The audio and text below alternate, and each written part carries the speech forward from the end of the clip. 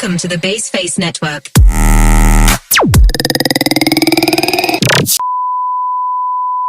Assalamualaikum warahmatullahi wabarakatuh. Oke, dengan adanya video ini saya akan melaksanakan kewajiban saya sebagai salah satu mahasiswi Universitas Syedzi Madani untuk menjelaskan atau mempresentasikan tugas dari mata kuliah dasar logika dan algoritma. Sebelumnya perkenalkan, saya atas nama Siti Mutiara Rahma dengan NIM 2305042, tugas mata kuliah dasar logika dan algoritma, dosen pengampu Bapak Ihsan Maulana Eskom MTI. Adapun tugas yang sudah beliau berikan berupa membuat PowerPoint dan video interaktif presentasi mandiri tentang pengertian flowchart keputusan, pengertian flowchart dokumen, tugas psikot dan flowchart yang sebelumnya ditambah dengan flowchart keputusan, dan membuat satu flowchart dokumen tentang pendaftaran. Oke, untuk mempersingkat waktu, di slide ini menampilkan pengertian flowchart keputusan. Flowchart keputusan adalah diagram alir yang digunakan untuk menggambarkan proses pengambilan keputusan. Diagram ini menggunakan simbol-simbol standar untuk menunjukkan berbagai langkah dan kondisi dalam berbagai pengambilan keputusan.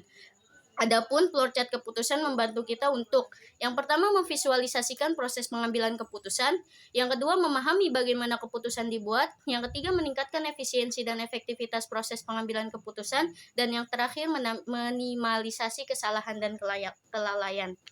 Perlu diingat teman-teman, flowchart keputusan juga dapat digunakan dalam berbagai bidang seperti bisnis, teknologi, manufaktur, dan pendidikan. Diagram ini merupakan alat yang bermanfaat untuk meningkatkan efisiensi dan efektivitas proses pengambilan keputusan. Next.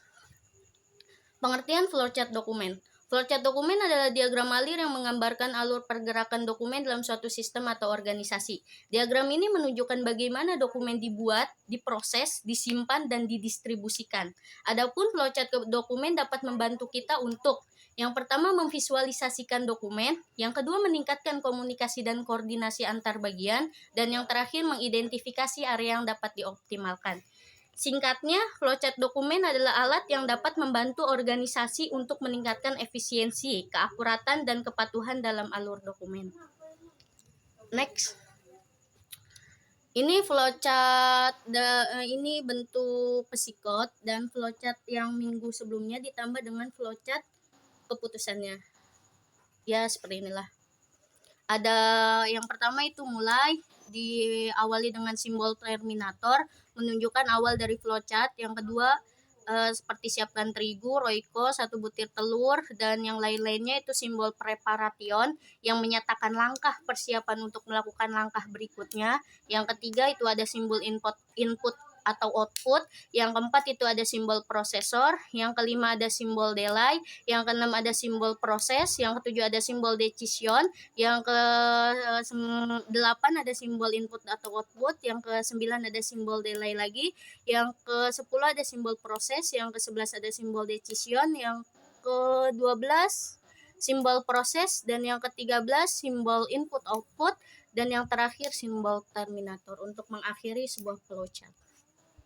Next.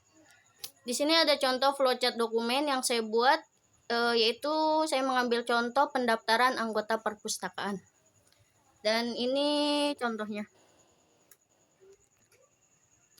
Kesimpulannya, flowchart adalah alat yang sangat berguna, baik itu flowchart keputusan ataupun flowchart dokumen, karena untuk memvisualisasikan, menganalisis, mendokumentasikan, dan menyelesaikan suatu masalah dengan berbagai proses.